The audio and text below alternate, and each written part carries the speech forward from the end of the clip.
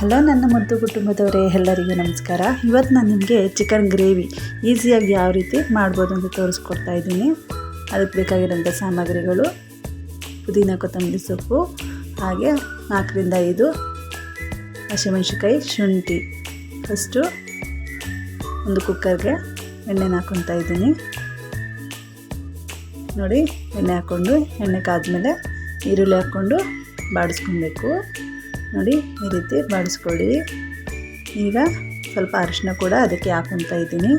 ಅದನ್ನು ಕೂಡ ಎಣ್ಣೆನಲ್ಲೇ ಫ್ರೈ ಮಾಡ್ಕೊತಾ ಇದ್ದೀನಿ.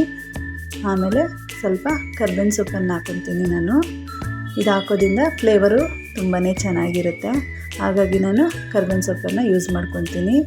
ಮತ್ತು ಇದೆಲ್ಲ ಬಾಡ್ಕೊಂಡಾದಮೇಲೆ ಚಿಕನ್ ಹಾಕ್ಕೊತಾ ಇದ್ದೀನಿ. ನೋಡಿ, ಸ್ವಲ್ಪ ಅರಿಶಿನ ಜಾಸ್ತಿನೇ ಹಾಕ್ಕೊಳ್ಳಿ, ಯಾಕಂದರೆ ಚಿಕನ್ದು ಸ್ಮೆಲ್ಲೆಲ್ಲ ಹೋಗ್ಬೇಕಲ್ವ. ಅದಕ್ಕೆ ನಾನು ಚಿಕನ್ ಹಾಕ್ಕೊಂಡು ಈಗ ಫ್ರೈ ಮಾಡ್ಕೊತಾ ಇದ್ದೀನಿ. ನೋಡಿ, ಈ ರೀತಿ ಚೆನ್ನಾಗಿ ಎಣ್ಣೆನಲ್ಲೇ ಫ್ರೈ ಆಗಬೇಕು ಚಿಕನ್ನು, ಆಗ ಸ್ಮೆಲ್ಲು ಹೋಗುತ್ತೆ. ನೋಡಿ, ಈ ರೀತಿ ಚೆನ್ನಾಗಿ ಫ್ರೈ ಆಗಬೇಕು, ಆ ರೀತಿ ಮಿಕ್ಸ್ ಮಾಡ್ಕೊಳ್ಳಿ. ನೋಡಿ, ಎಣ್ಣೆನಲ್ಲೇ ಫ್ರೈ ಆಗ್ತಾಯಿದೆ. ಈಗ ಸ್ವಲ್ಪ ಉಪ್ಪನ್ನು ಆ್ಯಡ್ ಮಾಡ್ಕೊತಾ ಇದ್ದೀನಿ, ಯಾಕಂದರೆ ಉಪ್ಪೆಲ್ಲ ಚೆನ್ನಾಗಿ ಹಿಡಿಬೇಕಲ್ವ. ಹಾಗಾಗಿ ನಾನು ಉಪ್ಪನ್ನು ಹಾಕ್ಕೊಂಡು ಮಿಕ್ಸ್ ಮಾಡ್ಕೊತಾ ಇದ್ದೀನಿ. ಇದು ಬೇವಷ್ಟರಲ್ಲಿ ನೆಕ್ಸ್ಟು ಒಂದು ಬಾಣಲಿಗೆ ನಾನು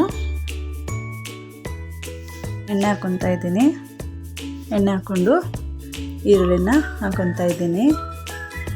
ಅದೇ ಜೊತೆ ಆ ಈರುಳ್ಳಿ ಜೊತೆಗೇ ಶುಂಠಿ, ಬೆಳ್ಳುಳ್ಳಿ, 3ರಿಂದ 4 ಹಸಿಮೆಣಸಿನಕಾಯಿ ಹಾಕ್ಕೊಂಡು ಇದಿಷ್ಟನ್ನು ಚೆನ್ನಾಗಿ ಎಣ್ಣೆಲಿ ಫ್ರೈ ಮಾಡ್ಕೋಬೇಕು. ಅದ್ರ ಜೊತೆಗೇ ಕಾಳು ಮೆಣಸನ್ನು ಕೂಡ ಆ್ಯಡ್ ಮಾಡ್ಕೊತಾ ಇದ್ದೀನಿ. ನೋಡಿ, ಇಷ್ಟನ್ನು ಎಣ್ಣೆನಲ್ಲೇ ಫ್ರೈ ಮಾಡ್ಕೋಬೇಕಾಗುತ್ತೆ. ನೋಡಿ, ಈ ರೀತಿ ಫ್ರೈ ಮಾಡ್ಕೊಳ್ಳಿ. ಬ್ರೌನ್ ಕಲರ್ ಬರಬೇಕು, ಅಲ್ಲಿವರೆಗೂ ಚೆನ್ನಾಗಿ ಫ್ರೈ ಮಾಡ್ಕೊಬೇಕು. ನಾನು ಸ್ವಲ್ಪ ಬೆಳ್ಳುಳ್ಳಿನ ಎಲ್ಲ ಅಡುಗೆಗೂ ಜಾಸ್ತಿನೇ ಯೂಸ್ ಮಾಡ್ತೀನಿ. ನೀವು ಕೂಡ ಯೂಸ್ ಮಾಡಿ, ಹೆಲ್ತ್ಗೆ ತುಂಬಾ ಒಳ್ಳೆಯದು. ಹಾಗಾಗಿ ನಾನು ಬೆಳ್ಳುಳ್ಳಿ ಜಾಸ್ತಿನೇ ಯೂಸ್ ಮಾಡ್ತೀನಿ. ನೋಡಿ, ಈ ರೀತಿ ಎಲ್ಲನೂ ಎಣ್ಣೆನಲ್ಲೇ ಫ್ರೈ ಮಾಡ್ಕೊಬೇಕಾಗುತ್ತೆ. ನೋಡಿ, ಬ್ರೌನ್ ಕಲರ್ ಆಗಿದೆ, ಫ್ರೈಯರ್ ಆಗಿದೆ. ಈಗ ನೆಕ್ಸ್ಟು ಟೊಮೊಟೊನ ಕಟ್ ಮಾಡಿ ಇಟ್ಕೊಂಡಿದ್ದೀನಿ. ಆ ಟೊಮೊಟೊನ ಕೂಡ ಇದಕ್ಕೆ ಆ್ಯಡ್ ಮಾಡ್ಕೊತಾ ಇದ್ದೀನಿ. ನೋಡಿ, ಈ ರೀತಿ ಅದನ್ನು ಕೂಡ ಎಣ್ಣೆನಲ್ಲೇ ಫ್ರೈ ಮಾಡ್ಕೋಬೇಕಾಗುತ್ತೆ. ನೋಡಿ, ಚೆನ್ನಾಗಿ ಫ್ರೈ ಆಗಿದೆ. ಈಗ ಇದಕ್ಕೇ ತೊಳೆದಿಟ್ಕೊಂಡಿರೋಂಥ ಪುದೀನ, ಕೊತ್ತಂಬರಿ ಸೊಪ್ಪು ಎರಡನ್ನು ಹಾಕ್ಕೊಂಡು ಸ್ವಲ್ಪ ಹೊತ್ತು ಬಾಡಿಸ್ಕೊತೀನಿ. ನೋಡಿ, ಈ ರೀತಿ ಎಲ್ಲನೂ ಎಣ್ಣೆನಲ್ಲೇ ಫ್ರೈ ಆಗಬೇಕು. ಎಲ್ಲನೂ ಫ್ರೈ ಮಾಡಿಕೊಂಡು ಇದಕ್ಕೆ ಸ್ವಲ್ಪ ಚಿಕನ್ ಮಸಾಲ ಪೌಡರ್ನ ಆ್ಯಡ್ ಮಾಡ್ಕೊತಾ ಇದ್ದೀನಿ. ನೋಡಿ, ಚಿಕನ್ ಮಸಾಲ ಪೌಡರ್ ಹಾಕ್ಕೊಂಡು ಮಿಕ್ಸ್ ಮಾಡ್ಕೊತಾ ಇದ್ದೀನಿ. ಚೆನ್ನಾಗಿ ಫ್ರೈ ಆಗಲಿ, ಅದು ಕೂಡ ಎಣ್ಣೆನಲ್ಲೇ ಫ್ರೈ ಮಾಡಿಕೊಂಡು ಇದು ಆರಕ್ಕೆ ಬಿಟ್ಟು ಮತ್ತು ಅದನ್ನು ಮಿಕ್ಸಿ ಜಾರ್ಗೆ ಹಾಕ್ಕೊಂಡು ರುಬ್ಬಿ ಪೇಸ್ಟ್ ಥರ ಮಾಡ್ಕೊತೀನಿ.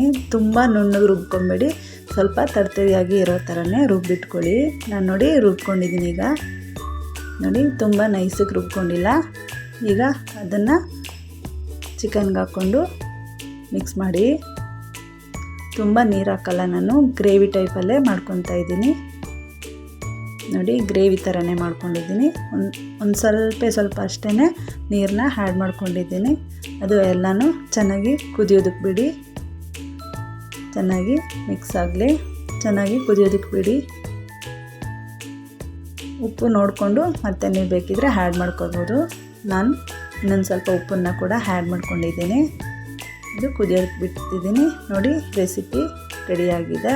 ಈ ರೆಸಿಪಿ ಇಷ್ಟ ಆದಲ್ಲಿ ನೀವು ಕೂಡ ಈ ರೆಸಿಪಿಯನ್ನು ಮಾಡಿಕೊಂಡು ಟೇಸ್ಟ್ ಮಾಡಿ ನೋಡಿ, ತುಂಬಾ ಚೆನ್ನಾಗಿರುತ್ತೆ. ಈ ರೆಸಿಪಿ ಇಷ್ಟ ಆದಲ್ಲಿ ಲೈಕ್ ಮಾಡಿ, ಶೇರ್ ಮಾಡಿ, ಕಮೆಂಟ್ ಮಾಡಿ.